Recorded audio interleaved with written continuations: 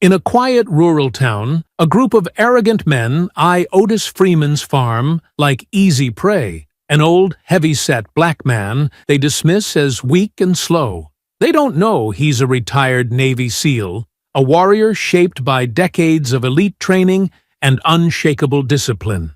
Beneath Otis's calm exterior lies a lifetime of strength and strategy. As threats escalate and violence looms, these men underestimate the fierce protector guarding his family's legacy.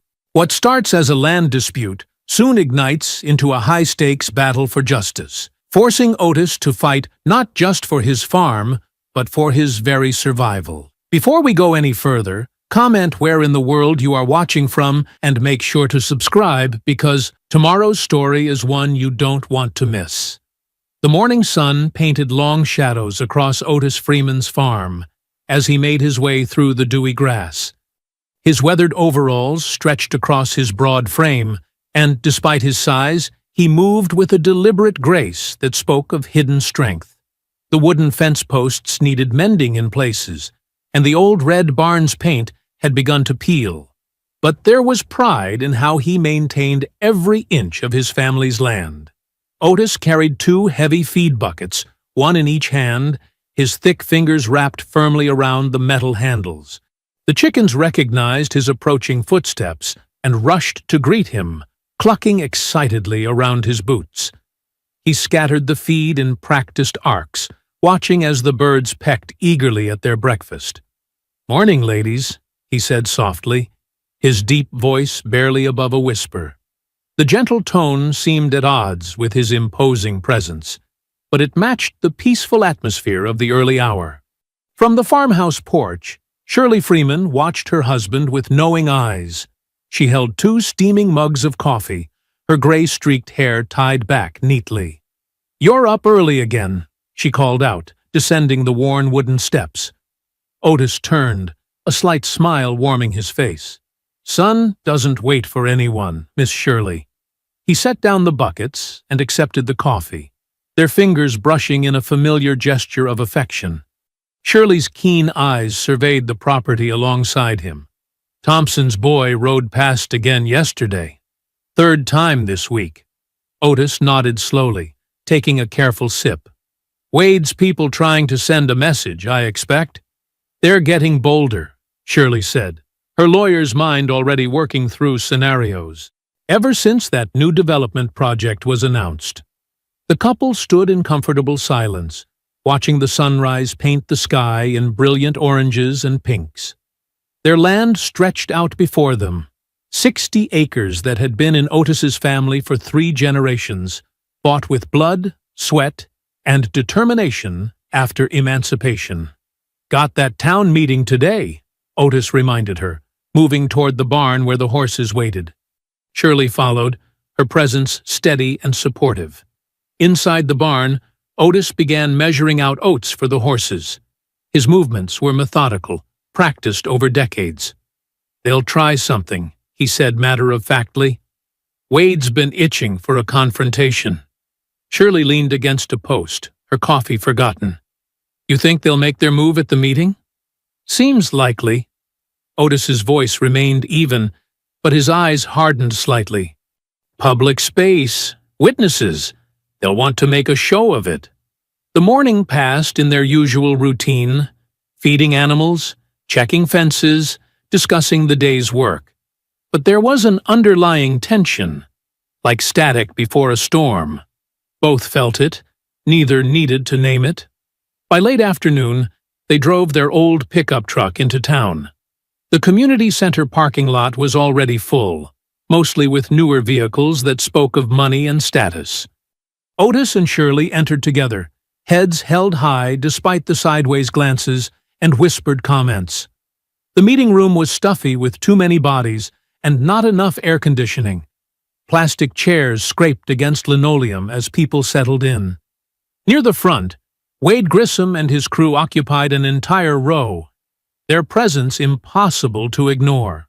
Wade was younger than Otis by decades, with close-cropped hair and a perpetual sneer. His gang wore their prejudice like badges of honor, Confederate flag patches, provocative slogans, and an air of barely contained violence. The meeting began with ordinary business, budget reports, road maintenance schedules, upcoming events. But when the topic turned to the new development project, Wade stood up, his chair scraping loudly. "Before we go any further," he announced, his voice carrying clearly across the room, "we need to address the elephant in the room." His eyes fixed deliberately on Otis. "Some folks here are sitting on land they've got no right to." A tense silence fell over the room. Otis remained seated, his expression neutral, but his massive hands rested calmly on his knees. Wade continued, growing bolder with each word. "My grandfather sold that land to proper farmers, not squatters claiming some ancient right. We've got documentation that proves it." "Your grandfather's documentation wouldn't hold up in any court," Shirley spoke up, her voice sharp with legal authority. "The Freeman family has clear title going back to 1866. "Nobody asked you, woman," one of Wade's crew spat out. "We're talking about real property rights here." Otis finally stood, his movement slow and deliberate. His size seemed to fill the room, though his voice remained quiet. "My great-grandfather purchased that land fair and square. We've worked it, lived on it, made it prosper for over 150 years. Wade stepped closer, his face reddening. "You people always think you can take what isn't yours. That land should be part of the new development. Progress, you know? But you're holding everyone back, sitting there like a fat old fool who doesn't know when his time's up." The room crackled with tension. Some people shifted uncomfortably in their seats, while others nodded in agreement with Wade. Otis simply looked at the younger man, his expression unchanged, but something in his steady gaze made Wade's swagger falter slightly. "The deeds are registered at the courthouse," Otis said evenly. "Anyone who wants to check is welcome to do so. Now, unless you have actual business for this meeting, I believe we were discussing the road maintenance schedule." The drive home from the meeting was quiet, with only the crunch of gravel under tires breaking the evening silence. Otis parked their old pickup in its usual spot beside the farmhouse, but neither he nor Shirley moved to get out right away. "They're not going to let this go," Shirley said finally, her hands folded in her lap. The setting sun cast long shadows through the windshield, highlighting the worry lines around her eyes. Otis nodded slowly. "No, they're not." He turned off the engine, but kept his large hands on the steering wheel. "Wade's been waiting for an excuse. That development project just gave him one." Inside the farmhouse, Shirley moved through their familiar kitchen, pulling out ingredients for dinner. Her movements were sharp, precise, a reflection of her years as an attorney. "We should document everything," she said, chopping vegetables with practiced efficiency. "Every interaction, every threat. Build a paper trail." "Already started," Otis replied. He pulled a small notebook from his overall pocket. "Times, dates, witnesses. Just like you taught me." The ghost of a smile crossed his face. The screen door creaked, followed by 3 quick knocks. A familiar pattern. "Come on in, Dre," Otis called out without turning around. DeAndre Willis stepped into the kitchen, his young face tight with tension. At 21, he carried himself with the wary alertness of someone who'd learned early to watch his back. "Heard about what happened at the meeting," he said, accepting the glass of sweet tea Shirley offered. "Word's spreading fast." "Pull up a chair, son," Otis said, gesturing to their worn kitchen table. "You look like you got something on your mind." Dre sat, his fingers drumming restlessly against the glass. "People are talking about forming groups, watching each other's properties. The younger folks, we're tired of taking this kind of disrespect." Shirley paused in her cooking, exchanging a knowing look with Otis. "And what do you think about that?" she asked carefully. "I think—" Dre struggled with the words. "I think I'm angry. All the time. My granddaddy faced this same garbage, and now here we are, still fighting for what's already ours." His voice cracked slightly. How do you stay so calm, Big O? How do you just let them talk to you like that? Otis leaned forward, his massive frame making the kitchen chair creak. Who says I'm letting them do anything? His voice was quiet, but carried weight. There's a difference between keeping calm and being passive. One's a choice, the other's surrender. He stood up, motioning for Dre to follow. They walked out onto the back porch, where the evening air was cooling. Otis pointed to seemingly random spots around the property. See those new fence posts, motion sensors, those security lights, connected to a silent alarm? That old shed? Houses 4 high-definition cameras with night vision. Dre's eyes widened slightly. You've been preparing. Since the day I bought this place, Otis confirmed. Being ready isn't the same as being afraid. It's about respect for yourself, your family, your legacy. Inside, they could hear Shirley on the phone, her voice carrying the sharp authority that had once commanded courtrooms. Yes, I need to speak with Marcus at the county records office. Yes, I'll hold. The sun had nearly set now, painting the sky in deep purples and blues. Dre watched as Otis methodically checked each lock, each security measure. You really think they'll try something? Already have, Otis replied, pointing to fresh tire tracks near the property line. Been driving by, testing responses, looking for weak spots. He paused, considering his next words carefully. When you've seen as much as I have, you learn to read the signs. Wade's crew, they're building themselves up to something. Each threat, each drive-by, it's like a countdown. As if on cue, the distant rumble of engines broke the evening quiet. Headlights appeared on the access road, then quickly went dark. Otis's hand fell on Dre's shoulder, guiding him inside. Time for you to head home, son. Take the back road. But I could help, Dre started to protest. Best help you can give is being smart, being safe. Otis cut him off firmly. Go on now. After Dre left, Otis moved silently through the darkening house. Shirley watched from the kitchen as he pulled on a dark jacket and checked something in his pocket. Be careful, she said simply. Always am. He kissed her cheek and slipped out into the night. From his hidden position in the old oak tree stand, Otis had a clear view of his property. The Grissom gang's trucks had parked just out of sight of the main road. 5 figures moved through the darkness, carrying cans of spray paint and what looked like baseball bats. They started with the fence posts, smashing them methodically. Spray paint cans hissed as they worked, leaving crude symbols and racial slurs in garish colors. Wade supervised from the middle of the group, his voice carrying in whispers across the quiet field. Send the message, he urged his crew. Show them what happens when they don't know their place. Otis remained motionless in his hiding spot, his expression unreadable in the darkness. His hand rested near his pocket, where a small device recorded everything.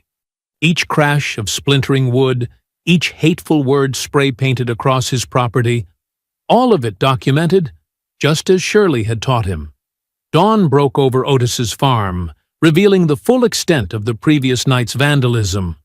The morning dew mixed with splintered wood and neon paint, creating an ugly contrast against the peaceful landscape. Otis walked the property line methodically, his work boots leaving heavy impressions in the wet grass. He paused at each damaged section, taking photos with his phone. The racial slurs sprayed across his fence posts made his jaw tighten, but his movements remained deliberate and calm. From the farmhouse porch, Shirley watched her husband work, phone pressed to her ear.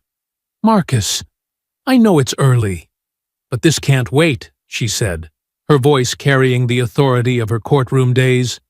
We need to file a police report and get ahead of this. Yes, I understand the backlog. No, that's not acceptable.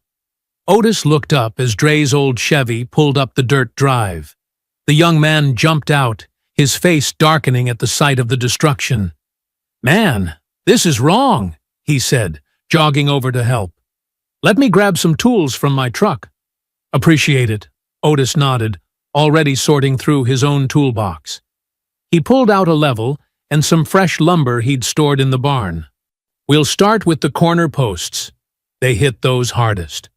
As they worked, Otis's movements revealed a precision that seemed at odds with his large frame. He measured twice, cut once, and positioned each new post with tactical consideration. "Sightlines," he murmured, almost to himself, adjusting an angle slightly. "What's that?" Dre asked, wiping sweat from his brow. "Nothing important," Otis replied, but his eyes scanned the tree line with practiced efficiency. He reached into his pocket, checking a small device that looked like a phone, but wasn't. Shirley brought them water around midday, her face tight with frustration. "Legal aid's backed up for weeks," she reported. "And the police? They're looking into it." The sarcasm in her voice was sharp enough to cut. "They ain't gonna do nothing," Dre said bitterly, accepting the water. "Same as always. They'll do something when we have enough evidence," Otis said quietly. He pulled out his phone, showing them the morning's photos. Everything documented, time-stamped with GPS coordinates. He pointed to small markers he'd placed near each damaged section. "And those are survey stakes. Proves exactly where our property line is." The day wore on, hot and heavy. By sunset, they'd replaced most of the damaged sections. Otis insisted on finishing the work himself as darkness approached, sending Dre home despite his protests. "Something don't feel right," Dre said before leaving. "Let me stay. Help keep watch." "Best help you can give is staying clear," Otis replied firmly. "Trust me on this." Inside the farmhouse, Shirley paced the kitchen. "They're escalating," she said, watching headlights pass on the distant road. "Each attack gets bolder." Otis nodded, checking something on his tablet. Security camera feeds showed multiple angles of their property. "Got movement on the back 40, he said calmly. 3 vehicles, lights off, coming in from the south access road." Shirley's hands clenched. "Should we call the police?" "Already did," Otis replied, his voice steady. "Anonymous tip about suspicious vehicles. They'll take their time responding, but it'll be on record." He stood up, moving with surprising quietness for his size. "Stay inside, away from windows. Call that news contact of yours, the one with the drone camera." The first firebomb crashed through the barn window at 10:47 p.m. The explosion lit up the night, followed quickly by 2 more. Flames leaped into the darkness as whooping voices carried across the field. Gunshots cracked the air, sharp amateur shots that found targets among Otis's livestock. From his concealed position in the reinforced pump house, Otis watched through military-grade night vision goggles. Wade Grissom's voice carried clearly through his directional microphone. "Burn it all! Let's see them try to keep this place now!"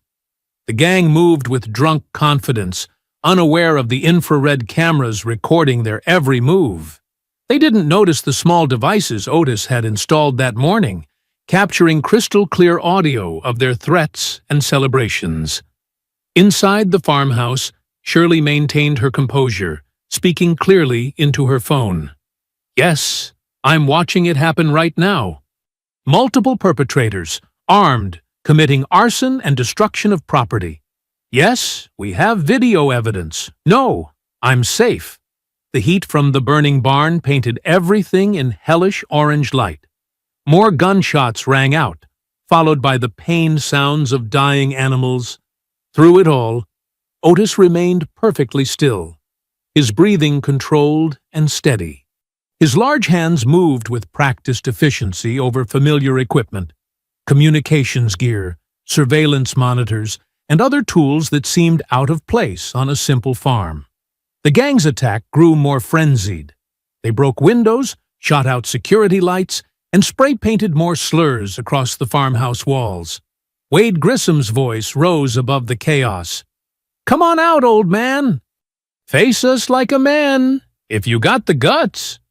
But Otis stayed hidden, watching, recording, preparing. His expression remained neutral as he activated a series of switches on his belt.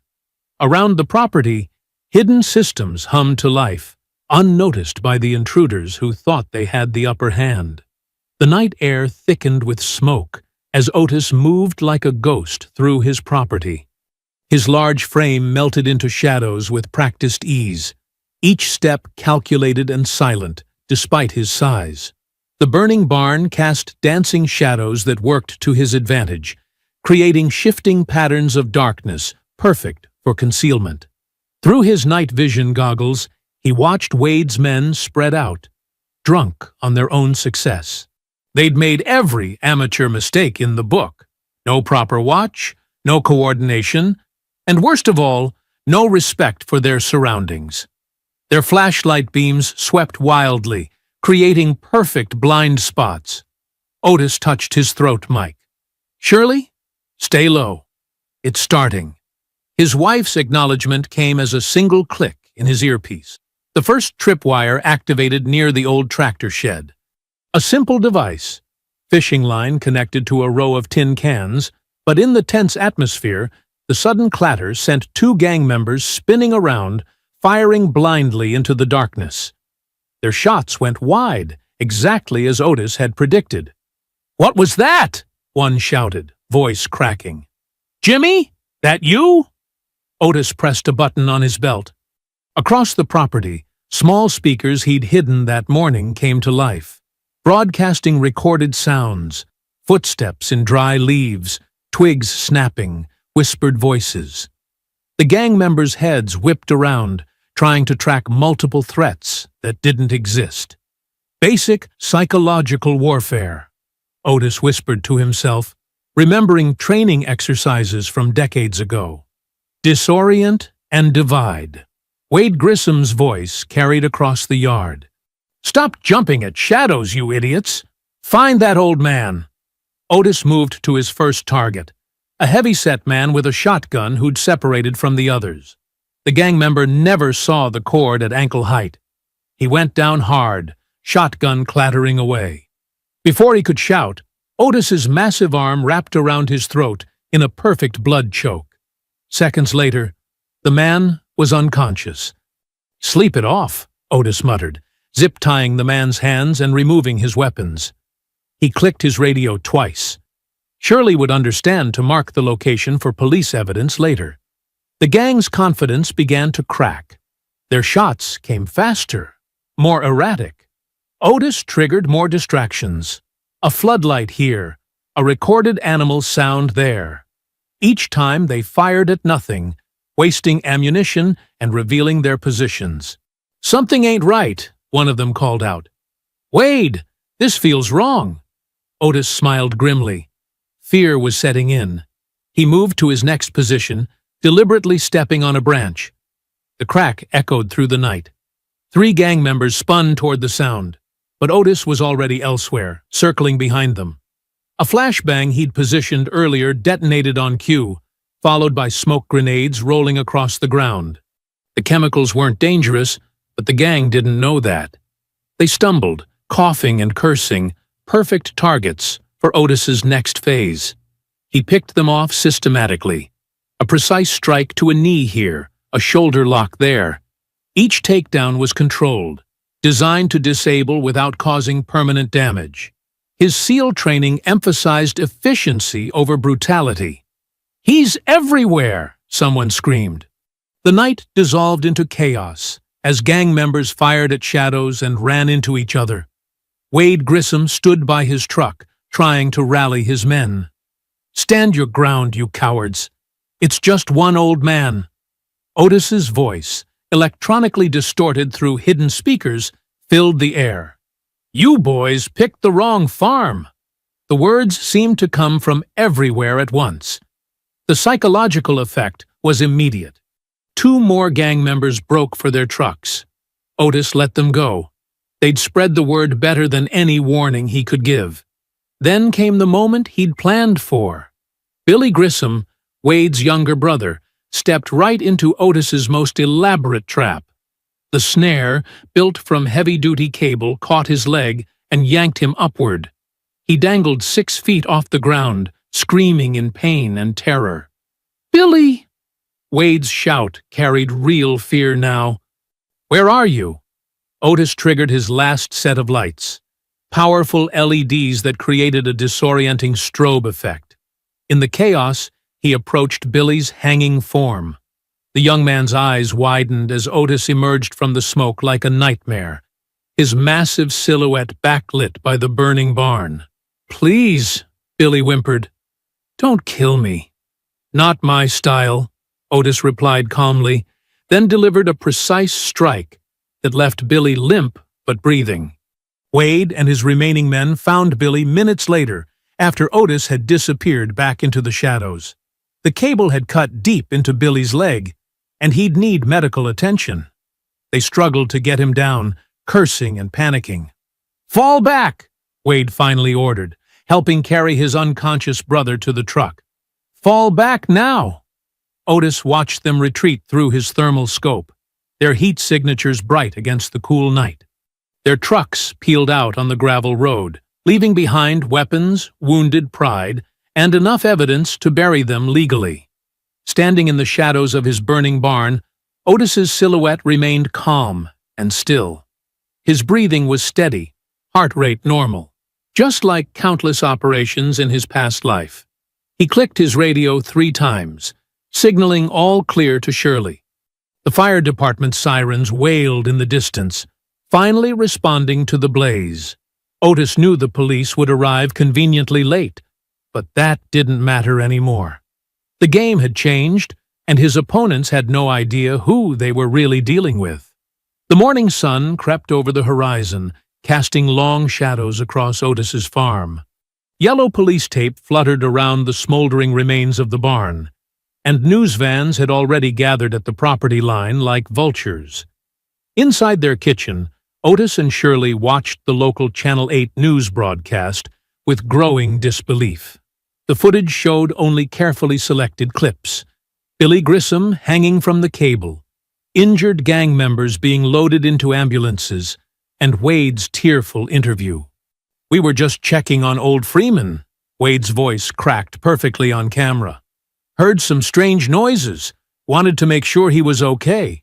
Then, out of nowhere, violence, military-grade weapons. Could have killed my brother." Shirley's coffee cup hit the table hard. "They edited out the firebombs, the racist graffiti, everything." "Course they did," Otis replied, his calm voice masking deep anger. "Channel 8's owned by Wade's cousin," the reporter's voice continued. "Sources say Otis Freeman, a local farmer with suspected militant ties, may have been stockpiling weapons. Concerned citizens gathered to investigate suspicious activity when they were allegedly attacked with excessive force." Dre burst through the screen door, out of breath. "Y'all seeing this? They're saying you assaulted them." "It's all over social media, too." Shirley pulled out her phone, scrolling through local Facebook groups. Post after post showed the same doctored clips, accompanied by angry comments. "Dangerous militant needs to be locked up. This is what happens when they take our land. Sheriff needs to do something." "We have the real footage," Otis said, nodding toward his security cameras. "Shows everything." "Already downloaded it," Shirley replied. "But Channel 8 won't air it. And look at this. The Grissom family's lawyer is calling for your arrest." Outside, more news vans arrived. Reporters shouted questions through the fence, their cameras pointed like weapons. A small crowd had gathered too, mostly white faces wearing hostile expressions. Dre paced the kitchen. "This ain't right. We got to show people what really happened." "Working on it," Shirley said, typing rapidly on her laptop. "Trying to reach some national outlets, but these local stations are painting Otis as some kind of black militant terrorist." Otis stood, his massive frame blocking the morning light through the window. "Need to talk to Mike," he said quietly. "Sheriff Latimer?" Dre scoffed. "Man, he's probably in Wade's pocket, too." "Maybe," Otis replied, But he knows me. 20 years of being neighbors counts for something. Shirley touched his arm. Be careful. This isn't just about the farm anymore. The drive into town felt different. People who normally waved now turned away.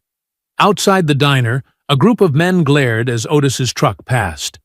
The fear his night of defense had instilled was being transformed into anger by Wade's media manipulation. The sheriff's office was busy. Deputies whispered and stared as Otis walked in. His size normally commanded respect, but today it seemed to make people nervous, like his mere presence confirmed their worst suspicions. Sheriff Mike Latimer's office door was open. The old lawman sat behind his desk, looking tired and uncomfortable as Otis filled the doorway. "Come in, Otis," Mike said quietly.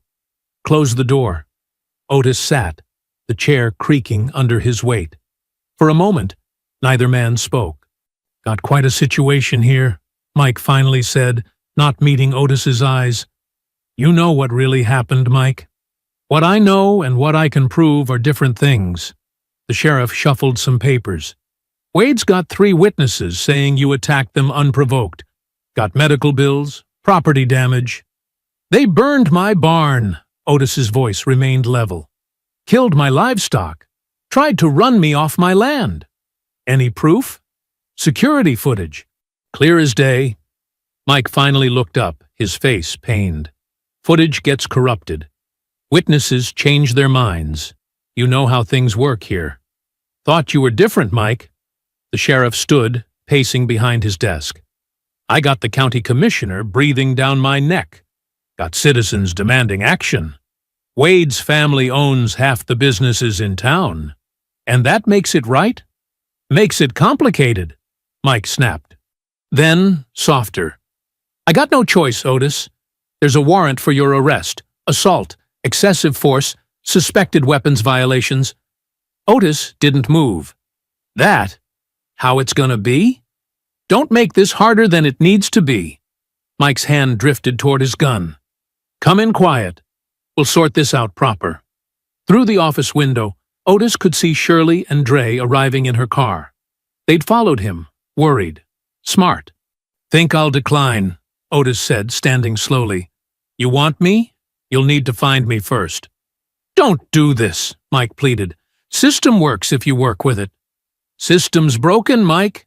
Has been for a long time." Otis turned to leave. "You just been pretending not to notice." "Otis!" Mike called after him. "You leave now. There's no going back." But Otis was already moving through the station, his size parting deputies like water. None made a move to stop him. They'd seen what happened to Wade's gang. Outside, Shirley and Dre rushed to meet him. "They're really charging you?" Dre asked, disbelief in his voice. "Get in the car," Otis replied calmly. "Both of you. We got work to do." Through the station window, Sheriff Latimer watched them drive away, his face a mask of conflict and regret. The late afternoon sun filtered through the trees as Otis's truck wound down back roads he'd known since childhood. In the rearview mirror, police lights flashed in the distance, but they were searching main roads, amateur moves that made him shake his head. "They'll check the farm first," Shirley said from the passenger seat, her phone buzzing constantly with messages. "Then your sister's place in Marshall County." "Let them," Otis replied, turning down an unmarked dirt path. "Won't find anything worth finding." Dre sat forward from the back seat. "Where are we heading, Big O?" "Got spots they don't know about. Places I set up years ago." Otis's large hands guided the wheel with surprising gentleness. "Navy taught me more than just fighting." The truck climbed a steep hill, branches scraping the sides. At the top, a small hunting cabin sat nearly invisible among the trees, its weathered wood blending perfectly with the forest. "Pull around back," Shirley instructed. "Less visible from the air if they bring helicopters." Inside, the cabin was sparse, but prepared. Otis moved with purpose, pulling up floorboards to reveal cached supplies: water, food, first aid, and several hard drives. "Your surveillance footage?" Dre asked. Copies, Otis nodded. Originals somewhere safer. Never keep all your intel in one place. Shirley had set up her laptop, using a satellite connection that couldn't be easily traced. Her fingers flew across the keyboard as she typed emails to old contacts. Marcus at the ACLU is reviewing the case, she reported. And Reverend Jackson's office called back. They're mobilizing supporters. What about the footage? Dre paced the small cabin. Can't we just put it online? Not yet, Otis replied, checking the windows. Need the right timing. Release it too soon. They'll find ways to discredit it. Police sirens wailed in the distance, then faded. Otis's phone buzzed. A text from a sympathetic deputy warning that roadblocks were going up on county lines. They're pushing the dangerous militant angle hard, Shirley said, reading news updates. Sheriff's office is claiming you have an arsenal hidden on the farm. Only arsenal I got is up here, Otis tapped his temple. And they ain't ready for that. As darkness fell, they moved again. Otis led them through the woods on foot, using night vision gear from his SEAL days. They crossed streams to mask their trail and avoided obvious paths. 2 hours later, they reached another safe house. This one, an abandoned church deep in the woods. Local kids thought it was haunted, which kept them away. Perfect cover. Inside, Otis set up a small command center. Multiple screens showed different camera feeds from around his property. They watched as police searched the farm. Wade Grissom strutting around like he owned the place already. Look at this, Shirley called them over to her laptop. She played a clip from the local news. Townspeople they'd known for years calling Otis dangerous, demanding action. The fear in their eyes seemed real. They actually believe it, Dre said quietly. All these years, they really think you're... They believe what's easier to believe, Otis replied, his voice heavy. Black man defending his land? Must be violent. Must be dangerous. Tales old as the soil we're standing on. He pulled up the real footage on another screen. The images were crystal clear. Wade's gang setting fires, shooting animals, screaming racial slurs. Their attack was methodical, practiced. They'd done this before. Problem is, Shirley said, people see what they expect to see. Even with proof, some won't want to believe they've been supporting the real criminals. Dre slumped against a wall. So what do? We fight smart, Otis replied. Not just with fists or guns. Got to change minds. Show truth so clear they can't deny it. Shirley's phone lit up with responses from her contacts. Legal aid was coming, but slowly. Civil rights organizations were mobilizing supporters. But carefully, one wrong move could make Otis look more dangerous. Got word from Marcus, she said. He's filing emergency motions, but Wade's family has half the judges in their pocket. Going to take time. Outside, an owl hooted. Otis checked the perimeter cameras he'd set up earlier. No movement except wildlife. His training kept him alert, but patient. They'll search these woods tomorrow, he said. But they don't know them like I do. Don't know how to track, how to think ahead. What about the rest of the footage? Dre asked. The stuff showing what they did to other farms? Safe, Otis replied. Got evidence going back years. Wade's gang pushing folks off their land, burning them out. Police reports that went nowhere. Testimonies nobody wanted to hear. Shirley touched his arm. We'll make them hear now. Through the church's broken stained glass windows, they could see police lights in the distance. Searching. But they were looking for a threat, a militant, a monster. They weren't ready for the truth, that the real monster had been walking among them all along, wearing a friendly face and a sheriff's badge. Dawn broke over the abandoned church, sunlight filtering through broken stained glass. Dre paced the dusty floor, phone pressed to his ear as he made call after call. Yeah, man, you heard right. Big O needs us, all of us. He listened, nodding. Meet at Jackson's barber shop. 2 hours. Shirley looked up from her laptop. How many coming? Got 15 confirmed. Marcus from the VFW's bringing more vets. Dre's eyes lit up. People remember what the Grissams did to their families. They've been waiting for a chance to stand up. Otis sat cleaning his night vision gear, his large frame somehow making the ancient pew look small. Tell them to be smart. No weapons, no threats. We fight this clean. They know, Dre assured him. We learned from you, Big O. Brain over bullets. By mid-morning, Jackson's barber shop hummed with quiet energy. Young men and women filled every chair, some standing against walls. Veterans in faded military caps sat beside teenagers in hoodies. All black, all focused on Dre. They think they can chase Big O off his land like they did our parents and grandparents. Dre's voice carried clear passion. But times changed. We got phones. We got cameras. We got truth on our side. Marcus, a Vietnam vet with gray-streaked dreads, stood up. Got 20 more vets ready to show support. Non-violent, but visible. Let them see we ain't backing down. Cross town, Shirley worked her own angle. The community center filled with church ladies, teachers, small business owners, people who'd known Otis for decades, now uncertain after the media storm. Look at these photos, Shirley spread them on tables. Images of the Grissom gang's real work. Burned buildings, terrorized families, police reports stamped case closed without investigation. This isn't about one farm. It's about all of us. Mrs. Johnson, who taught 3rd grade, picked up a photo. They burned the Williams place last year. Police said it was electrical. Because that's what the Grissams told them to say. Shirley's voice was steel-wrapped in silk. But we have proof now. Real proof. Back in the church hideout, Otis monitored police band radio. Search patterns were sloppy. They didn't expect him to stay close. A rookie mistake he'd seen too often in the field. His burner phone buzzed.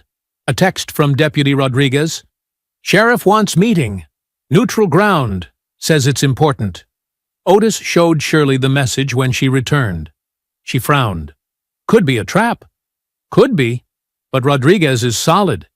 His boy served with SEALs in Afghanistan. They arranged the meet carefully. Rodriguez would talk to Shirley in the grocery store parking lot in full view of security cameras. No direct contact with Otis. Evening shadows stretched long when Shirley pulled in. Rodriguez looked nervous, constantly scanning the lot. Sheriff's scared, he said quietly, pretending to check her tail light. Wade's pushing him hard, but something's breaking. He knows this went too far. Too far was years ago, Shirley replied. What's his message? Tell Freeman. Tell him the law can't help anymore. Wade's got judges, politicians in his pocket. They're planning something big. Military-grade weapons, outside muscle coming in. Shirley's heart clenched, but her voice stayed steady. Why tell us? Because my daddy saw this before, in Alabama. Saw good people stay quiet while evil men burned and killed. I took an oath to protect, not to help terrorists. Back at the church, Dre reported on the day's progress. Over 50 people ready to stand publicly with Otis. Dozens more supporting quietly. Local black churches opening food banks for families who might face retaliation. Got some white folks asking to help, too, he added. Miss Sarah from the diner. Doc Peterson. People starting to see the truth. Otis absorbed the information silently. When Shirley delivered the sheriff's warning, he simply nodded. Expected this, he said. Wade's daddy did the same thing in '65. Brought in Klan members from 3 states when the first black family bought land here. But we ain't in '65, Dre insisted. We got numbers now. We got power. Power ain't just in numbers, Otis replied. It's in being ready, being smarter. They expect violence. Give them peace. They expect chaos. Give them order. Shirley opened her laptop, showing social media posts. Support growing, questions being asked. The narrative shifting slowly, but surely. Rally planned for Sunday, she said. Peaceful, professional. Every phone recording, every moment documented. Let them try to spin that. Through the broken windows, they could see police lights still searching. But now other lights moved in the darkness too. Cars driving slow past the Grissom properties, phones recording. Community patrols watching the watchers. The war wasn't just coming. It was already here, being fought with cameras instead of guns, truth instead of terror. And somewhere in the county, a sheriff sat in his office, staring at photos of old friends turned terrorists, wondering if he had the strength to finally do what was right. Wade Grissom's hands shook as he loaded shells into his new AR-15. 5 more identical rifles lay on the table, price tags still attached. Around his garage, 24 men checked weapons and gear, their faces hard with hate and fear. "They're making us look weak," Wade spat. "That fat old man's got the whole county laughing at us." Jimmy Carter, fresh out of state prison with Nazi tattoos on his neck, chambered around. "Ain't nobody gonna laugh after tonight. Got 10 more boys coming from Rayburn County. Real serious players." The garage reeked of gun oil and cheap beer. Maps of Otis's farm covered one wall, marked with red X's and arrows. Wade had been obsessing over them for days, trying to find weak spots. "Remember," he told the group, "we go in heavy this time. No more playing nice. Anyone gets in our way." He drew a finger across his throat. Outside, more trucks pulled up. Men with prison muscles and dead eyes climbed out, carrying duffel bags that clinked with metal. Some wore motorcycle club patches. Others had white supremacist tattoos visible under rolled sleeves. "Brought some special toys," one said, unzipping his bag. Inside lay homemade explosives, the kind used to blow bank vaults. "This'll open up that farmhouse real quick." Meanwhile, at the Freeman farm, Otis worked methodically in the pre-dawn light. His large frame moved with surprising grace as he set up defensive positions. Years of SEAL training guided every decision. "Channel their movement here," he explained to Dre, pointing to a narrow path between buildings. "Force them to bunch up. Make them nervous." Dre helped string razor wire in the tall grass, carefully concealing it. "Like a funnel?" "Exactly. When people panic, they run where you want them to." Otis checked the wire's tension.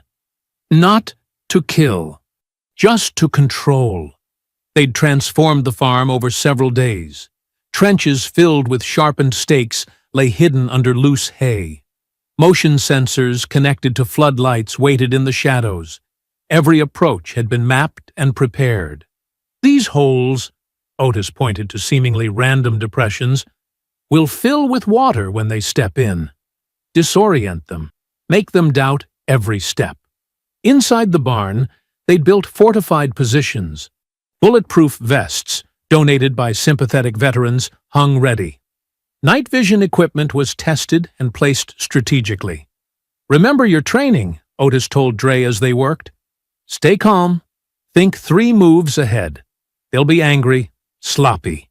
Use that." By afternoon, more defenders arrived quietly. Marcus and his veteran friends moved like ghosts through the farm, adding their own expertise. One rigged old truck batteries to metal fencing, ready to deliver shocking surprises. "Just like Nam," Marcus grinned. "Non-lethal, but they'll sure remember it." Otis had hidden cameras covering every angle, feeding to secure servers off-site. Whatever happened, there would be proof this time. Shirley coordinated with lawyers and media contacts, ready to broadcast any violence. "The perimeter's solid," Dre reported, wiping sweat from his face. "Those first tripwires will alert us before they get within 100 yards. Otis nodded, checking his tactical radio. "Keep the young ones back. Veterans on point. Nobody plays hero. They'd converted the old grain silo into a command center, screens showing thermal and night vision feeds. Otis studied the displays, his tactical mind processing every detail. "They'll come from multiple directions," he said. "Try to split our attention." But they don't know about the drainage ditches. The ditches, now fitted with pressure plates and alarm systems, would force attackers into predictable paths. Every route had been considered, every countermeasure carefully planned. As sunset approached, the defenders made final preparations. Medical supplies were staged in protected areas. Escape routes were confirmed and memorized. Nobody spoke about killing, but everyone understood the stakes. "They're bringing explosives," Dre warned, showing intel from sympathetic sources. "Real serious hardware." "Expected that," Otis replied calmly. "That's why we hardened the walls. Concrete and steel plates behind the wood. Let them waste their surprises." The farm had become a fortress, but it didn't look like one. Every defense was hidden, every trap concealed. To casual observers, it still appeared peaceful, exactly as Otis wanted. "Psychological warfare," he explained to the defenders. "Let them think they're in control, then show them how wrong they are." Night fell slowly, bringing cool air and cricket songs. The defenders moved to their positions, communication channels checked and double-checked. In the command center, Otis watched thermal images of wildlife moving through the fields. "Remember," his voice carried quiet authority over the radio, "we're protecting something bigger than just land. We're standing against generations of hatred. Make every action count." The farm waited in pregnant silence, transformed from a peaceful homestead into a carefully prepared battlefield. Not with tanks or artillery, but with the calculated precision of men who understood true combat. Every shadow held purpose. Every innocent-looking feature concealed tactical advantage. They were ready. The only question was, were the Grissoms ready for what they would face? The sun melted into the horizon, painting the farm in deep shadows. Crickets fell silent. In the command center, Otis watched thermal signatures approaching from 3 directions. His breath remained steady, measured. "Contact," Dre whispered through the radio. "Multiple vehicles, engines off, rolling silent." Otis's large frame settled into position. Despite his size, decades of training made every movement precise. "Hold positions. Let them commit." The first flashbang exploded near the front gate, its burst temporarily blinding the surveillance cameras. Gunfire erupted immediately after, bullets sparking off metal and splintering wood. Shouts and war cries filled the air as the gang charged forward. "Now they're feeling brave," Otis muttered, switching to night vision. Through the green-tinted view, he counted at least 30 attackers moving in scattered groups. The first group hit the hidden razor wire.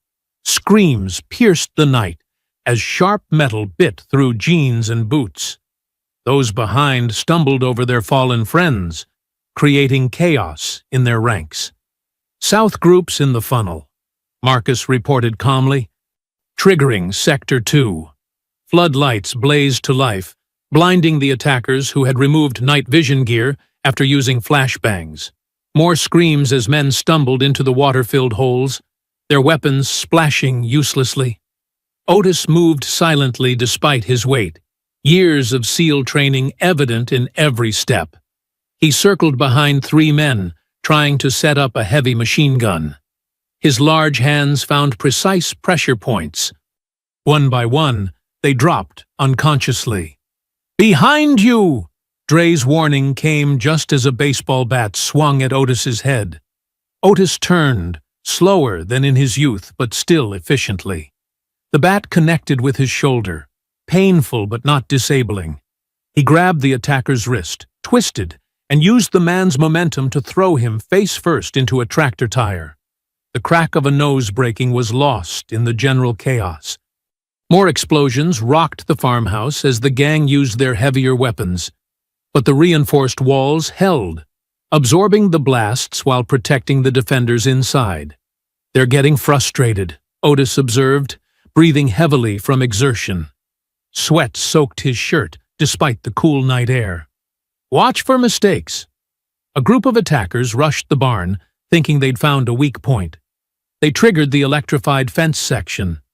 Bodies convulsed and fell, their weapons clattering away. Those behind retreated in panic, firing wildly into the darkness. Otis felt the strain in his joints as he climbed to a higher position. Age and weight made every movement harder than it used to be. But his mind remained sharp, calculating angles and timing with military precision. Through his scope, he spotted Wade Grissom directing men toward the grain silo. The gang leader's face was contorted with rage and fear, realizing his attack was falling apart. "They're pushing east," Otis warned his defenders. "Prepare for—" A bullet grazed his arm, hot pain slicing through muscle. Otis rolled instantly, returning fire with controlled bursts. Two attackers fell, clutching non-lethal wounds to legs and shoulders. "Big O! You hit?" Dre's voice crackled with concern. "Flesh wound," Otis grunted, pressing a hand against the bleeding. "Stay focused!" The gang's attack deteriorated into confusion. Their coordinated assault plan collapsed against defenses they couldn't see or understand. Men fired at shadows, jumped at noises, and fell into trap after trap. Otis moved again, his injured arm throbbing but still functional. He caught a glimpse of his reflection in a window, a large man moving with deadly purpose, blood darkening his sleeve. Not the soft target the gang had expected. "West side clear," Marcus reported. "They're falling back." "South clear," another defender added. 4 captured, minor injuries. Otis watched through thermal as heat signatures retreated into the darkness. Angry shouts and cursing filled the air as the gang dragged their wounded away. Their first wave had accomplished nothing except revealing their own weaknesses. "Defensive positions," Otis ordered, checking his wound. The bullet had carved a deep groove in his bicep, painful but not serious. "They'll regroup and try again." The farm fell quiet, except for moans from injured attackers who couldn't retreat. Defenders moved carefully to secure them, providing basic medical aid while zip-tying their hands. Dre appeared at Otis's side with a first aid kit. "Let me look at that arm." Otis allowed the younger man to clean and bandage the wound, his eyes never leaving the thermal displays. The attack had lasted less than 30 minutes, but the night was far from over. "They didn't expect us to be ready," Dre said, taping the bandage in place. "They never do," Otis replied, his breathing returning to its usual calm rhythm. "Pride blinds them, makes them vulnerable." Around the farm, defenders reset traps and checked ammunition. The first wave had been repelled, but everyone knew Wade Grissom wouldn't accept defeat easily. The real battle was still to come. The darkness thickened like tar as clouds blocked the moon. Inside the farmhouse, Otis pressed a cold compress against his injured arm while studying the thermal displays. Red and orange blobs gathered at the tree line, reorganizing. "They're coming back," Dre whispered, checking his zip ties and reinforced gloves. "Bigger push this time." Otis nodded, his bulk shifting smoothly as he moved to a better position. "They'll target the house directly. Pride's hurt now." "Makes men stupid!" The first Molotov cocktail crashed through a window, flames spreading across the reinforced floor. More followed, turning the night into flickering orange hell. Smoke filled the air as Wade's voice boomed through a megaphone. "Burn them out! No mercy for race traitors!" Otis activated the sprinkler system, dousing most fires before they could spread. But the attack was just beginning. Sledgehammers crashed against the reinforced door, while others tried breaking through windows. "Basement positions," Otis ordered calmly. "Let them think they're winning." The defenders retreated downstairs as the gang finally breached the entrance. Heavy boots thundered above, accompanied by whoops of victory. The sound of furniture being smashed and racial slurs being spray-painted on walls echoed through the house. "Now," Otis whispered. Dre hit the switches. The house plunged into total darkness as the power cut out. Night vision goggles activated, giving the defenders perfect sight, while the attackers stumbled blind. Otis moved like a ghost despite his size, decades of SEAL training evident in every silent step. He caught the first attacker in a sleeper hold, lowering the unconscious body without a sound. Two more fell before anyone realized they weren't alone. "What the hell?" Someone fired wildly, muzzle flashes destroying their night vision. The shots went wide, embedding in reinforced walls. Dre struck next, his younger body flowing through the darkness. He caught one man with a throat punch, another with a precise knee strike. Bodies dropped as panic spread through the gang's ranks. Otis felt his injured arm protesting as he grappled with a larger attacker. The man's elbow caught his ribs, forcing a grunt of pain. But Otis's massive hands locked around the attacker's wrist, twisting until bones cracked. The man screamed, stumbling into his companions. "They're everywhere!" Terror filled the voices now. More wild shots, more missing. Otis drove his fist into a kidney, dropped another with a leg sweep. His breath came harder, sweat soaking his shirt. Age and weight slowed him, but experience made every move count. A lucky punch caught his jaw, making him stumble. The attacker pressed forward, swinging wildly. Otis absorbed another hit, then caught the man's arm. The floor shook as he slammed the attacker down, following with a precise strike to the solar plexus. "Dre, status?" he called softly. "6 down here," Dre responded. "Getting sloppy now." Scared. Through his night vision, Otis spotted Wade Grissom trying to rally his men. The gang leader had found one of Otis's farm cats, holding it by the scruff while pressing a knife against its throat. "Come out, you big black bastard," Wade screamed, "or I start sending pieces of this cat to your wife." The hidden cameras caught everything. Wade's contorted face, the racial slurs, the animal cruelty, perfect evidence of his true nature. Otis moved like liquid shadow, years of close-quarters combat training taking over. His large hand clamped around Wade's wrist, squeezing pressure points until the knife clattered away. The cat leaped free as Wade howled in pain and rage. "You're on camera," Otis whispered in Wade's ear. "Everything, every word, every threat." Wade tried to break free, but Otis's weight and power held him easily. The gang leader's struggles grew desperate as he realized his mistake. "You can't prove nothing." "Already have." Otis applied more pressure, making Wade gasp. "Run home now, while you can still walk." He released Wade with a push, sending him staggering into his remaining men. Through night vision, Otis watched them retreat in chaos, dragging their wounded and leaving weapons behind. As they fled, phone lights appeared at the farm's edge. Community members had gathered, recording everything. Phones captured Wade's bloody face, his racist screams, his humiliated retreat. "Word spreading," Dre reported, checking zip-tied prisoners. "People are sharing the videos already. Calling you a hero." Otis just grunted, feeling every bruise and ache. His injured arm throbbed worse now, and his ribs protested each breath. But satisfaction filled him as he watched the gang's taillights disappear into the darkness. The defenders began securing the house, treating minor wounds and documenting damage. Outside, the crowd grew larger. Black and brown faces filled with pride and anger, phones raised to record everything. "They'll be back," Dre said, helping Otis rebandage his arm.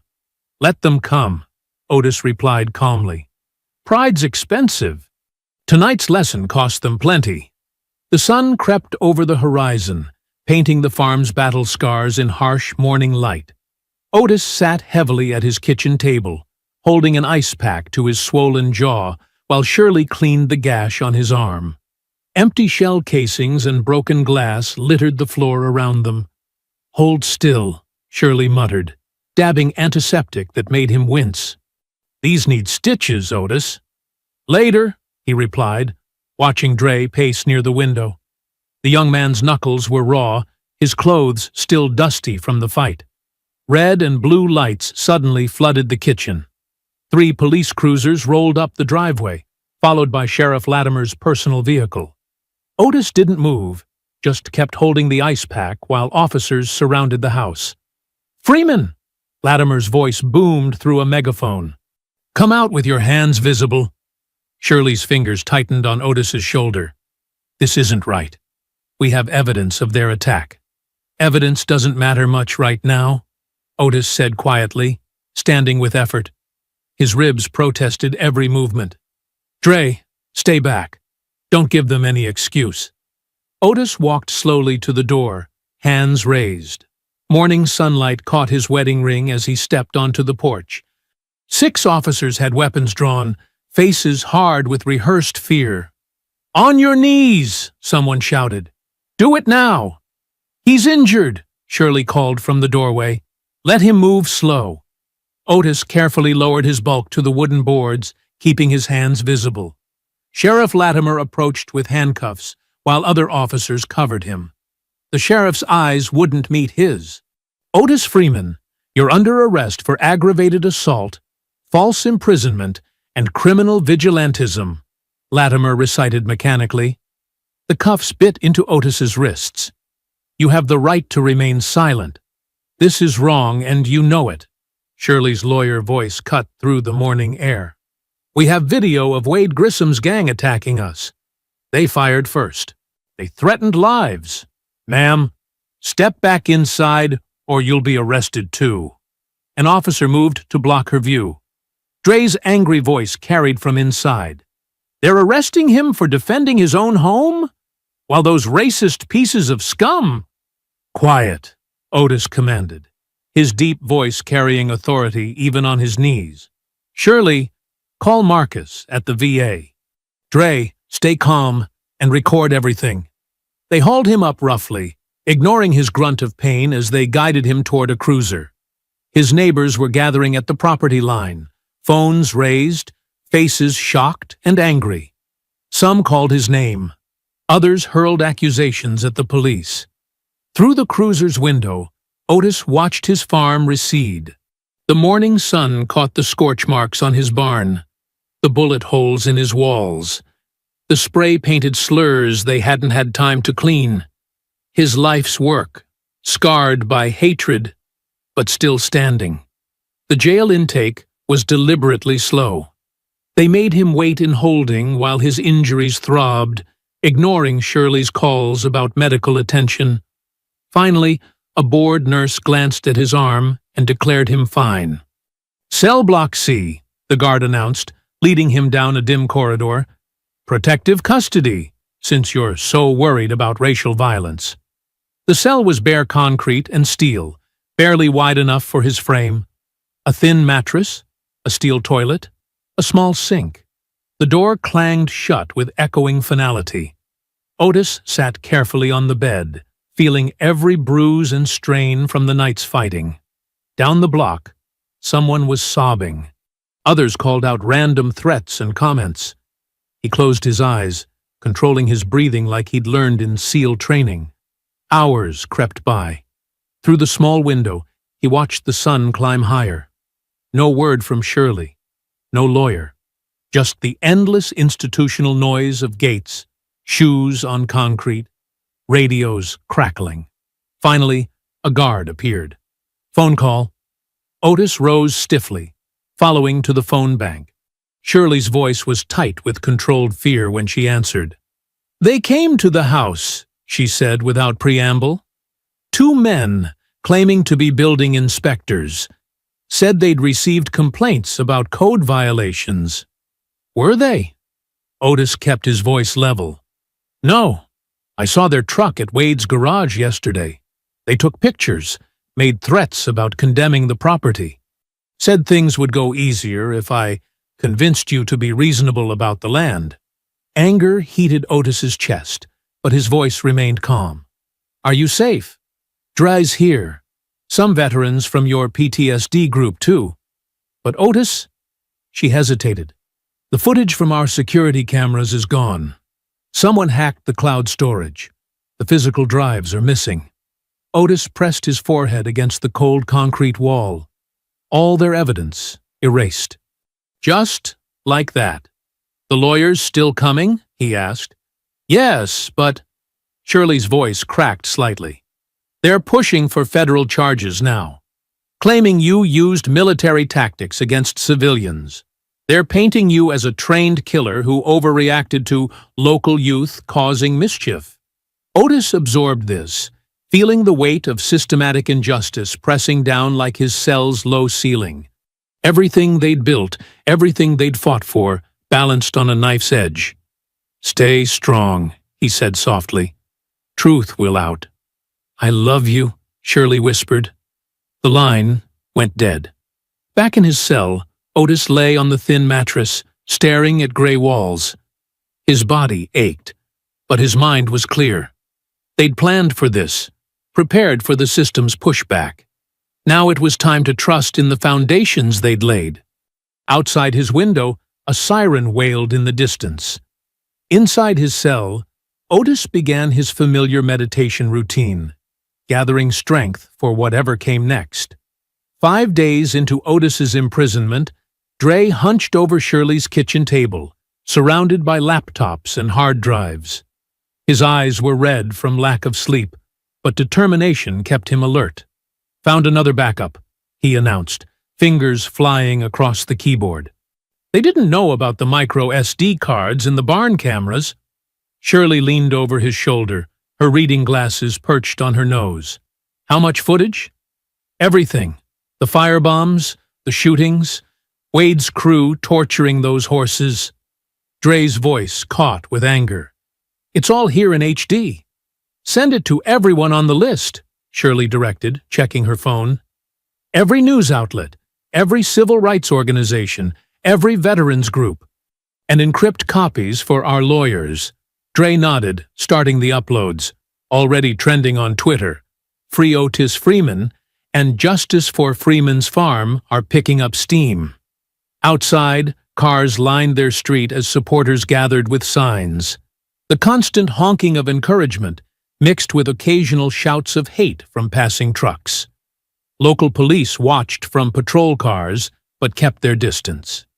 In his cell, Otis did push-ups despite his injuries, keeping his body and mind strong. A Latino corrections officer named Rodriguez watched through the bars. My son was a SEAL too, Rodriguez said quietly. Force Recon, died in Kandahar. Otis stood slowly, respecting the shared loss. I'm sorry, brother.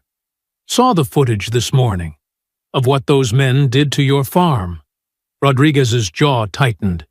Ain't right. What's happening to you? Before Otis could respond, shouts erupted from the prison yard. Inmates pressed against windows, pointing at a TV in the guard station. Breaking news banners flashed across the screen. The footage played in brutal clarity. Wade Grissom's gang throwing Molotov cocktails, shooting livestock, screaming racial slurs as they attacked the farmhouse. Then Otis's careful defense, using minimal force to protect his home. Holy cow, someone whispered. Big man's innocent. Rodriguez watched the coverage, his expression hardening. Whole country's seeing this now. Outside the jail, the protest crowd swelled. Veterans in uniform stood shoulder to shoulder with young activists. Signs demanded justice and freedom for Otis. News vans clogged the streets. In her office, Shirley fielded endless calls from media and civil rights lawyers. Yes, we have more footage. No, Mr. Freeman never fired a shot. Yes, we're filing federal civil rights charges against the county. Dre coordinated with protest organizers, his voice strong and clear. Keep it peaceful but loud.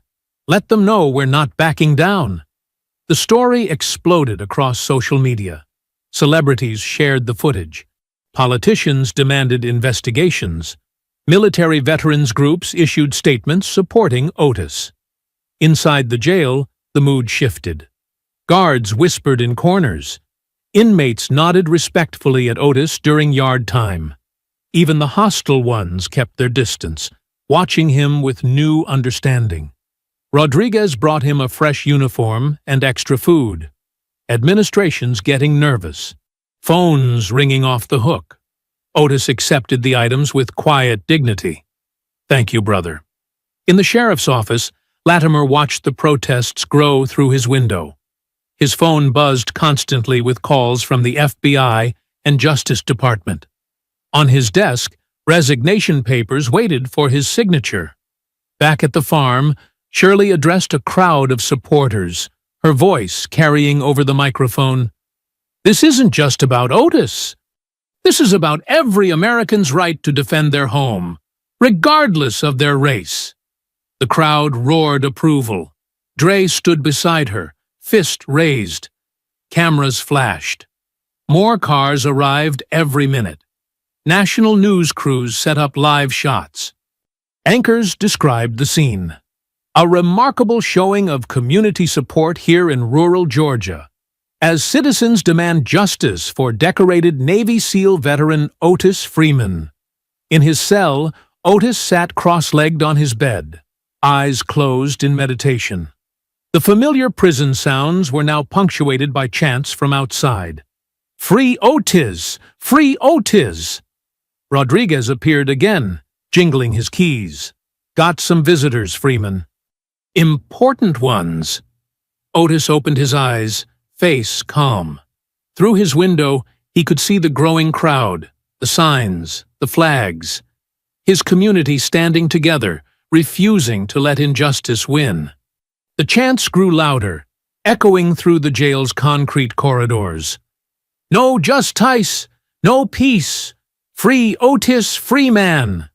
Hope spread like sunrise through the darkness of his cell. Dawn broke over the county with the whump-whump of helicopter rotors. Black FBI vehicles rolled through morning fog, converging on 3 locations simultaneously. At the Grissom family compound, Wade jolted awake to the crash of his front door being breached. "FBI! On the ground! Now!" Tactical teams swept through rooms as Wade scrambled for a shotgun. He barely touched it before being tackled by 2 agents. His face hit the wooden floor hard. "Wade Grissom, you're under arrest for federal hate crimes, attempted murder, arson, and conspiracy," an agent announced, securing handcuffs with practiced efficiency. Across town, similar scenes played out at other gang members' homes. The element of surprise was total. Years of built-up arrogance crumbled in minutes under the weight of federal authority. At the sheriff's office, FBI agents boxed evidence and carried out computers. Deputies stood aside, avoiding eye contact as their colleagues were led away in cuffs. Internal affairs investigators discovered deleted footage, doctored reports, and years of covered-up hate crimes. Sheriff Latimer sat alone in his office, staring at photos on his wall. Decades of service reduced to shame. His hands trembled as he removed his badge. A knock at his door made him flinch. "Come in," he said hoarsely. 2 FBI agents entered, faces stern. "Sheriff, we need to discuss the extent of your department's involvement with the Grissom organization." Latimer nodded slowly. "I'll tell you everything. Just let me do this first." He picked up his resignation letter, signing it with finality. At the county jail, Otis packed his few belongings as Rodriguez unlocked his cell. "Your release papers are signed. You're a free man." Otis emerged into bright sunshine and deafening cheers. Hundreds of supporters lined the street. Shirley ran to embrace him, tears streaming down her face. Dre stood nearby, grinning broadly. "The FBI got them all," Shirley whispered. "Every last one." News cameras captured the moment as Otis held his wife. His quiet dignity spoke volumes. Veterans in the crowd saluted. Young activists chanted his name. Across town, Wade Grissom sat in federal custody, his swagger gone. FBI investigators laid out evidence, surveillance footage, financial records, witness statements, encrypted messages. The depth of his organization's crimes stunned even hardened agents. "You're looking at 25 to life minimum," the lead investigator said. "Federal hate crime charges alone, Carrie." "I want a lawyer," Wade muttered, but his voice shook. In the sheriff's department parking lot, Mike Latimer emptied his cruiser, placing his equipment in a cardboard box. Young deputies watched silently as their former boss walked to his pickup truck. He paused, looking back at the building where he'd worked for 40 years. "I should have done better," he said to no one in particular. Then he drove away, leaving his shame behind. At the federal courthouse, Wade and his associates shuffled in wearing orange jumpsuits and chains. Their arraignment drew national media. Civil rights leaders filled the gallery. The charges took 10 minutes to read. "How do you plead?" the judge asked. Wade's lawyer spoke. "Not guilty, Your Honor." Murmurs filled the courtroom. The prosecutor stood, holding up a thick file. "The government has overwhelming evidence, including video footage, DNA, ballistics, and multiple witness statements. We'll be seeking maximum sentences." In the gallery, Otis watched calmly. The men who'd tried to destroy him now looked small, diminished. Their hatred had cost them everything. Outside, reporters swarmed for comments. Wade's swagger had vanished, replaced by fear, as federal marshals led him to a waiting vehicle.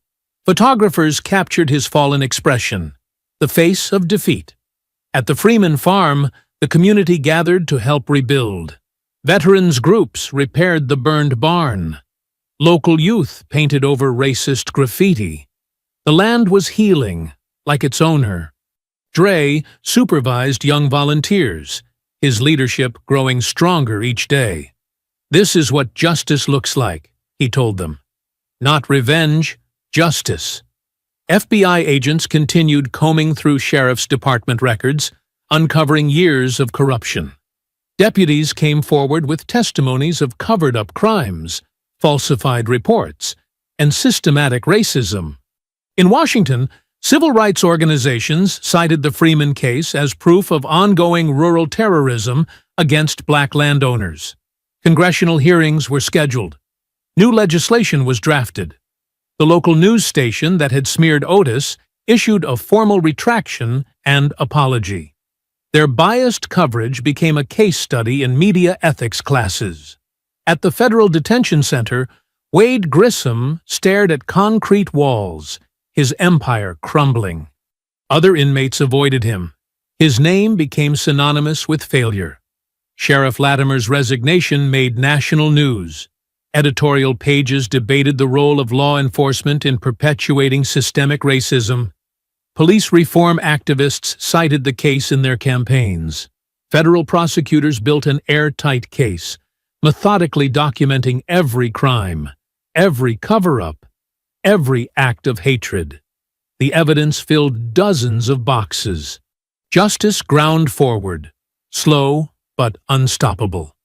Otis Freeman walked through his front gate, each step deliberate and measured. The morning sun cast long shadows across his property, where hundreds of supporters had gathered. Hand-painted signs bobbed above the crowd.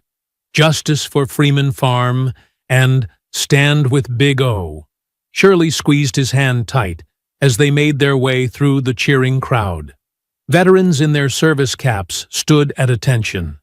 Young activists who'd rallied behind his cause wiped tears from their eyes. Local farmers, both black and white, nodded respectfully. "Welcome home, brother," called out James Washington, president of the Black Farmers Association. He stepped forward to embrace Otis. "Your stand here? It meant something. Changed things." Dre pushed through the crowd, leading a group of young men carrying lumber and tools. "We're ready when you are, Big O," he said, gesturing toward the charred remains of the barn. "Time to rebuild." Otis surveyed the damage with steady eyes. Blackened beams reached toward the sky like broken fingers. Bullet holes pocked the remaining walls, but the foundation stood firm. Just like him. "Let's get to work," Otis said simply. The crowd organized itself naturally. Veterans formed work crews. Church ladies set up food tables. Children cleared debris. The sound of hammers and saws filled the air where gunfire had echoed just weeks before. Reverend Marshall led a prayer circle near the old oak tree. "This land," he intoned, "was bought with the sweat and blood of freed slaves. Today we reclaim it, not just for Brother Freeman, but for all who believe in justice." Shirley worked the crowd, introducing Otis to civil rights lawyers who'd flown in from across the country. "We're announcing something big," she told him with a smile. "Something to protect other farmers like you." By midday, the barn's new frame had taken shape. Otis worked alongside everyone else, his large hands steady on each beam.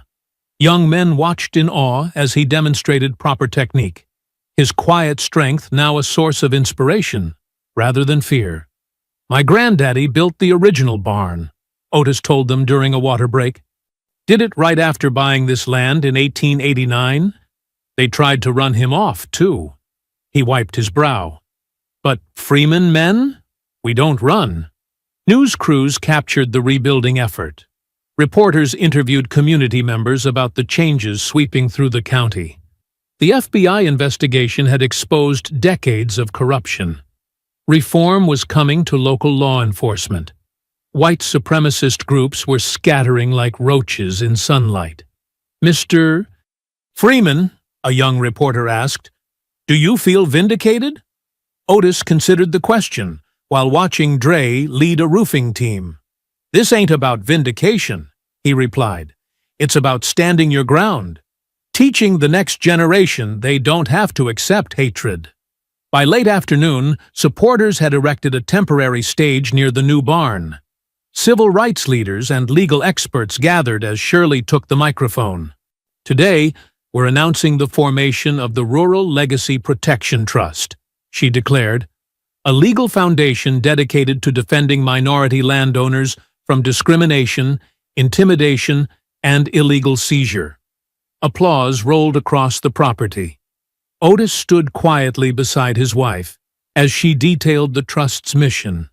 Major civil rights organizations had pledged support. Law firms offered pro bono services. The Freeman case would become a template for fighting rural terrorism. "My husband taught us all something," Shirley continued. "He showed us that one person standing firm can inspire a community to rise.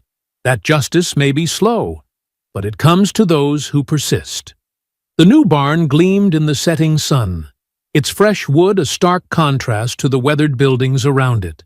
Children played tag between support posts while their parents shared food and stories. The property hummed with life and purpose. Dre found Otis inspecting the barn's interior. "Strong bones," the young man said. "Built to last." "Like everything worth having," Otis replied. They stood in comfortable silence, master and student, watching shadows lengthen across the fresh-laid floorboards. Through the open doors, they could see families lingering on the lawn, reluctant to leave this moment of triumph. "You changed things, Big O," Dre said softly. "Changed me. Showed us all what real strength looks like." Otis placed a heavy hand on the young man's shoulder. Around them, the new barn settled into its foundation, each beam and board a testament to community, resilience, and the power of standing one's ground. The property that had seen so much violence now vibrated with hope. Children who'd hidden from gunfire played freely. Families who'd watched in fear now broke bread together. The land itself seemed to breathe easier, as if shaking off old shadows. Supporters began hanging strings of lights along the barn's facade, transforming the structure into a beacon visible from the main road. The warm glow drew more neighbors, turning the rebuilding into an impromptu celebration of community. Local farmers brought produce from their fields. Church kitchens contributed hot dishes. Musicians set up near the oak tree, filling the evening with gospel and blues. The property that had been a battlefield became a gathering place, a symbol of transformation. 3 months had passed since the rebuilding. The autumn sun hung low in the afternoon sky as Otis Freeman walked the fields with a group of young people trailing behind him. His large frame moved with purpose, stopping occasionally to demonstrate proper techniques for soil testing and crop rotation. "See here," he said, crouching down to scoop up a handful of dark earth. "Good soil tells you its secrets. You just got to know how to listen." Dre stood at his shoulder, watching intently as the older man let the dirt sift through his fingers. Behind them, 6 teenagers from the neighborhood leaned in closer, their faces serious with concentration. They'd been coming to the farm 3 times a week since summer, drawn by stories of the man who'd stood against the Grissom gang. "The land teaches patience," Otis continued, his voice carrying the same quiet authority that had commanded SEAL teams decades ago. "Can't rush what needs time to grow." The farm had flourished since the violence. New fencing gleamed in the sunlight. The rebuilt barn housed state-of-the-art equipment, funded by supporters who'd rallied to the cause. But more importantly, the property had become a gathering place for young people seeking direction. "Mr. Freeman," called out Marcus, one of the younger boys, "is it true you took down 3 men at once that night?" Otis straightened slowly, brushing dirt from his overalls. "We don't focus on the fighting," he said firmly. "That was about survival. This here?" He gestured to the rich farmland around them. "This is about living." Dre nodded, understanding deeper lessons in Otis's words. The older man had been teaching them more than farming, showing them how to channel anger into purpose, how to stand firm without seeking violence. They moved on to the vegetable gardens, where neat rows of fall crops stretched toward the horizon. Otis demonstrated proper harvesting techniques, his large hands surprisingly delicate with tender plants. The teenagers worked alongside him, their movements becoming more confident with each lesson. "My granddaddy used to say, 'Farming's like life,'" Otis told them as they worked. "You get out what you put in. No shortcuts, no excuses." A small boy, maybe 7 years old, watched from the fence line. He'd been showing up lately, drawn by curiosity about the famous farm and its owner. Dre noticed him and walked over, leaving the others with Otis. "You want to learn too, little man?" Dre asked, leaning on the fence. The boy nodded shyly. "Is it true what they say about Mr. Freeman?" Dre watched Otis demonstrate proper tool handling, his movements precise despite his size. The setting sun cast long shadows, making the big man's silhouette seem even more impressive. "People made a lot of assumptions about Big O," Dre said. "Thought because he was quiet, he was weak. Thought because he was big, he was slow." He smiled at the memory of those assumptions being shattered. The boy's eyes widened. "But he's really strong, right? Like a superhero?" Dre shook his head. "Better than that. He's real. Everything he is, he earned. Every skill, every victory came from hard work and staying true to himself." Across the field, Otis was showing the teens how to check plants for disease, his voice carrying faintly on the evening breeze. His students hung on every word, their faces showing the same respect Dre had felt when he first started learning from the older man. "You see how he moves?" Dre asked the boy. "Careful, deliberate. Man spent 20 years as a Navy SEAL before coming back to farm his family's land.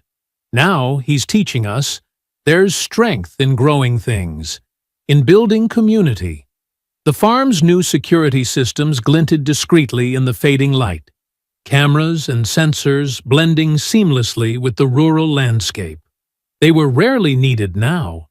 Word had spread about what happened to those who threatened Freeman Farm. Sometimes the strongest people don't look like what you'd expect, Dre continued, watching Otis lead his students toward the barn. They thought he was just an old fat man. But that fat man? That's a lion in farmer's skin. The boy stared at Otis with newfound understanding. The big farmer moved through his land like a guardian, each step sure and purposeful. His students followed, carrying tools and produce, their backs straight with pride. Somewhere in the distance, a church bell tolled the evening hour. Birds called their sunset songs. The farm settled into its peaceful rhythm, strength flowing quiet and deep as an underground stream. Otis raised a hand in greeting as he passed, and the boy waved back hesitantly.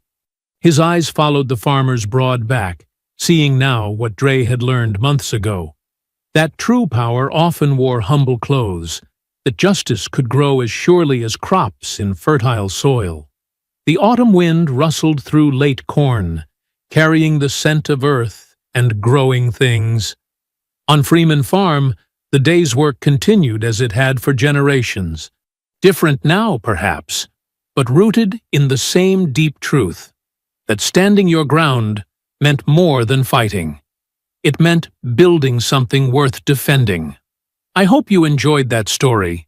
Please share it with your friends and subscribe so that you do not miss out on the next one. In the meantime, I have handpicked 2 stories for you that I think you will enjoy. Have a great day.